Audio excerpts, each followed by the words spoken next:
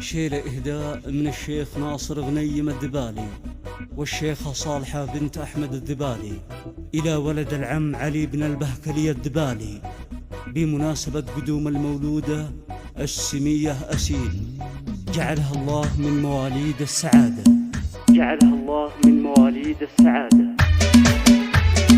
هلا مرحبا باللي غلاها، سكن فينا من قبل لفاها، أسيل أحلى مولودة بها الكون، لفت واشرق النور بضياها، لفت واشرق النور بضياها. هلا والرحب يغلى الغوالي، يغلى الغوالي باسم الشيخ ناصر الذبالي، وباسمها التهاني الولد عمها علي البهكلي شيخ الرجالي، كفو والنعم شيخ الرجالي. ومبروك يا علي وهني بجيات أسيل هدي التبالي، سميات أسيل بنت ناصر ونعم الاسم والله ونعم فيه، ونعم الاسم والله ونعم فيه. علي يا وريث الطيب كله وراس المعالي تستحله، يا رمز المراجل والشهامة، يا سيف على العاد نسله، يا سيف على العاد نسله. وفرحتنا في أسيل كبيرة